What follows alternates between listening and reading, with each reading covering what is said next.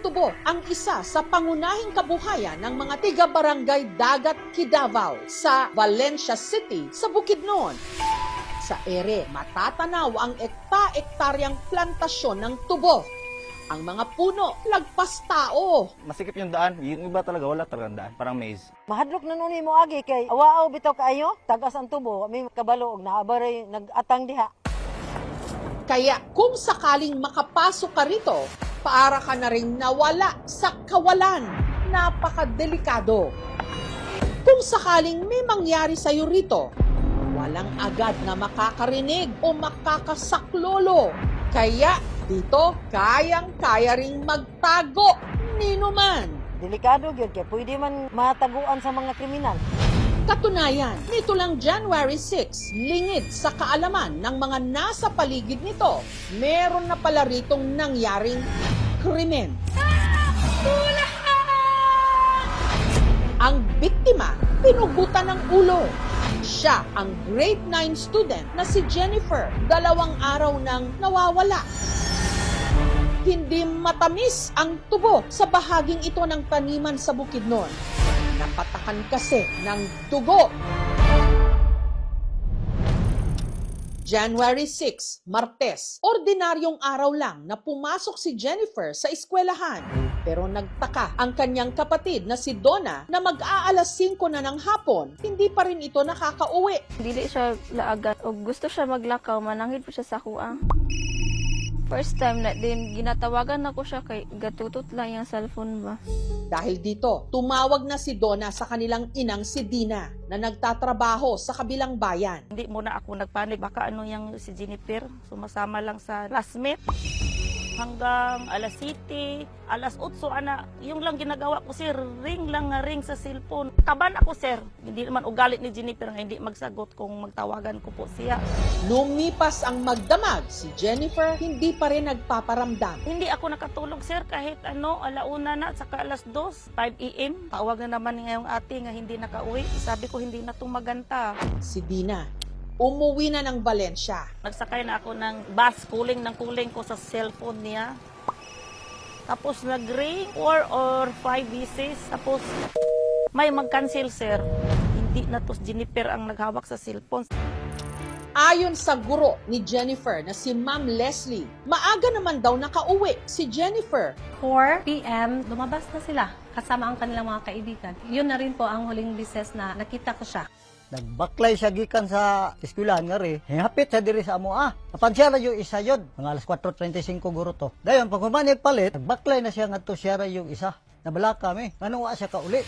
Dahil wala pa ring bakas ng nawawalang estudyante, ang kanyang pamilya lumapit na sa albularyo. Pinipikit yung mata niya. Pagbilat sa mata niya, binitad, pumunta sa katubuhan. Wala nang buhay. Ang hula ng albularyo nagkatotoo. Nung araw rin kasing yun, ang 2 araw nang nawawala na si Jennifer natagpuan sa tubuhan. Takbo na akong takbo siya, parang wala na akong lakas nga lumalakad. Pagkarating doon, nakita ko na si Jennifer yung damit. Pero si Jennifer, wala nang buhay. At ang pinakamasakit pa rito, pinugutan siya ng ulo. 5 to 8 meters kalayo ang ulo niya sa katawan niya. Initial findings niya na mayroon siyang pukpok sa ulo dito sa right. Tapos may taga sa kanan na kamay. No, may naputol din finger niya, sign of nanlaban. Mga 30 meters to 50 meters ang layo sa kalsada yung batang patay. Mataas na tubo, masukal talaga. Kung sakaling may sumigaw doon, hindi maririnig basta-basta. Ang una na ko nakita siya kay kayang lawas pero wala ko kabalo nga putol iyang ulo. Pagkakita na ko, grabing hilak na. May kabutangan sa kasakit. Sobrang sakit. Walang paglagyan sa isang ina, sir. Ginanyan yung anak mo. 15 years old siya ngayon. Hindi ko na nabuhatan sa kamay ko, sir, kahit kusi. Sakit na sakit kay pinugutan ng ulo. Walang na paglagyan, sir, sa sakit, sir. Tulad ko nga isang ina, sir. Si Jennifer agad nilang ibinurol. Salang araw lang namin pinasilip si Jennifer. Yung papa ni Jennifer, plano namin nga hindi pa iparating sa nangyari ni Jennifer kay may sakit. Binuksan yung Facebook, nakita niya. Sana, Jennifer, ako na lang ang namatay, hindi na lang ikaw. Sa bahay at eskwela lang daw umiinog ang araw-araw na buhay ni Jennifer. Dito dadaan si Jennifer galing sa paaralan. Naglalakad siya dito ang shortcut kasi pupunta sa aming bahay. Hiwalay ang kanyang mga magulang, kaya ang madalas na magbantay sa kanya ang kanyang ate Donna. Katong nagbulag ako mamagpapa din sa ako man na siya nabilin kay dito ay basta close na jud kay miss. Yung last na pag-uusap kasi namin ni Jennifer nung New Year, sabi lang niya sa akin, gusto ko mabuo yung pamilya ko.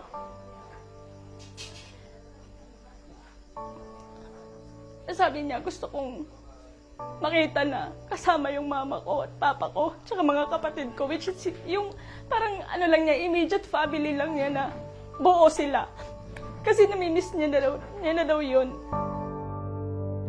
Maamo ang mukha ni Jennifer at madalas ding sumali sa mga beauty pageant. Siya'y queen sa kwartahay. Tas sa isa ka search, second runner-up siya. Ang ilan nga sa mga napanalunan niyang trophy nakadisplay sa kanyang kwarto. Walang gumagalaw dito sa kwarto para palagi namin siyang naalala. Ito palagi siya mahina. Ayun lang, sir. Hindi ko kasi mapigilan silang naramdaman ko, sir. Napakasakit kasi, sir.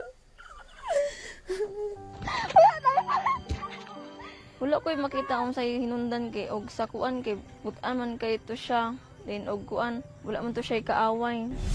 Kaya malaking palaisipan sa kanilang bayan kung sinong walang puso ang nakagawa nito sa kanya. First time to na may ganitong klaseng pangyayari sa lugar namin. Merong mga bata na nagsasabi na sila daw ay natatakot nang pumasok, especially yung mga batang dumadaan sa mga maraming tubuhan. Hindi po kami umuwi mag-isa kasi natatakot kami na mangyari sa amin. Anak ko po ay grade 6 po siya. Dati po hindi po namin siya sinusundo. Ngayon sinusundo na namin. Ang mga pulis agad nag-imbestiga. Pag-conduct namin ng deeper investigation, may mga witness na nakakita. Sa time of incident doon sa area, sir, may nakita sila na isang lalaki, kakilala nila kasi neighbor lang nila, naging person of interest na si Marlon Rosao. Yung sa panahon na nawala yung batang babae, nakita doon sa area na malapit doon sa crime scene, parang nagtambay lang. Pinuntahan namin ang bahay ni Marlon, kaso wala na siya doon. Ang duda na may kinalaman si Marlon sa krimen, mas tumindi nang nakita ito ng mga otoridad sa checkpoint noong January 9. Isang araw ang nakalipas kung kailan natagpuan ang bangkay ni Jennifer. Mayroong tinumba ng motorsiklo, tapos pagkita niya doon, na-identify niya na si Marlon Rosao. Sa paglapit niya, tinaga niya yung BPSO.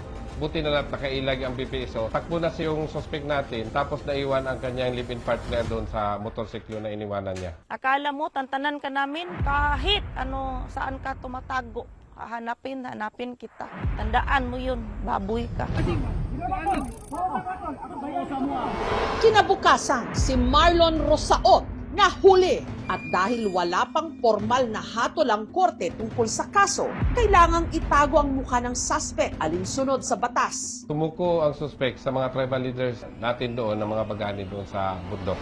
Kung sa imong kinahanglanon nga panerbisyo niini ang gobyerno, muhatag og abogado. Katong natakpan ang suspect, lagot kayo may daghan may pangutang si Inday pa man. Galit na akong galit, sir. Sana kung anong ginagawa niya ni Jennifer, mas pa doon ang ginagawa ko sana sa kanya. Ikinumpisal ng suspect ang ginawa niya kay Jennifer. Base sa statement ng suspect, kasalubong sila sa daan,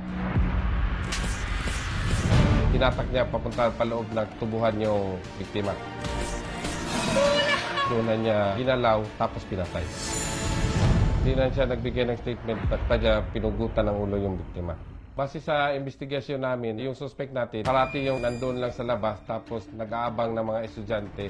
Napapansin na daw nila yung lalaki na yan na yung parang nagsisit-sit. Nagdudruga yun, sir.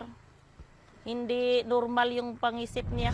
Ang suspect nakakulong ngayon sa Valencia Police Station. Sinubukan siyang kunan ng pahayag ng aming team, pero Hindi pa ako ma-interview, sir.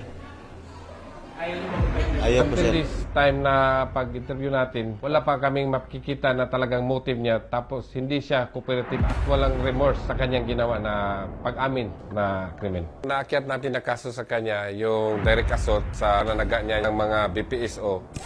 At saka yung sa kaso sa biktima, rape with homicide. Depende lang po sa prosecutor kung ano ang penalty niya na ipapatas ko niya. Sinubukan natin na hingi ng consent ng suspect na magpa-drug test pero hindi na siya sumang-ayon.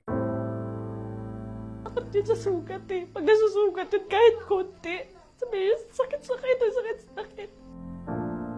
Tapos, ganun yung makita ko na ganun yung naranasan niya. Ang dami-dami, ang lalaki ng taga niya. Napag-alaman din na ang suspect nagkaroon na pala noon ng kaso. Nakulong siya sa kasong RA 7610. Ang anak ng in-partner niya, yun ang tinali niya sa kamay tapos sinampas doon sa sahig at sa pader. Hindi pa siya nakontento, sinunog pa niya yung bata. Luckily, ang bata nabuhay pero mayroon na siyang disability. Nakulong si Marlon more than 10 years sa Davao Penal Colony. Sa ganyang pagka-criminal mindset talaga yung suspect. Nito lang January 12, si Jennifer inihatid na sa huling hantungan. Pangamuyo. Magambong kita lang sa mga nagasubo tungod sa magkamatayon sa pagsuon sa Jennifer. Upaya sila sa ilang kaguol. Ginoo itong among pangamuyo. Ang pangarap daw niyang makita sanang magkakasamang muli ang kanyang pamilya, natupad pero sa isang napakalungkot na pagkakataon.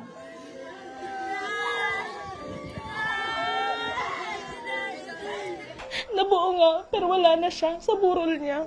Kaya yun yung pinakamasakit.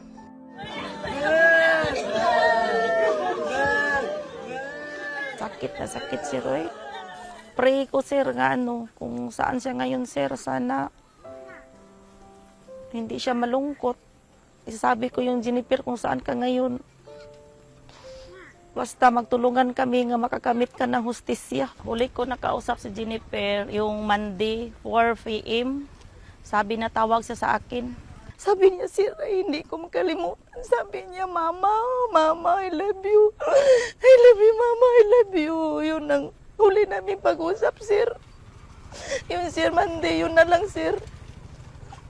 Huling-huling pag-usap namin sa anak ko.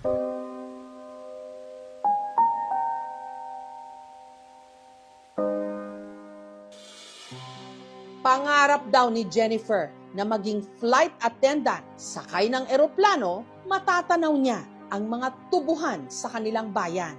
Hindi man natupad ang pangarap niyang makalipad. Ano kay langit, guys? Abot na niya ngayon ang langit. Mama! Kung saan marahil maibubulong niya na sa kanyang pinagmulan makamit sana ang katarungan. Alam mo, Jennifer, mahal na mahal kita. Alam mo ko kung saan ka patutungo. Nandyan ka sa heaven na.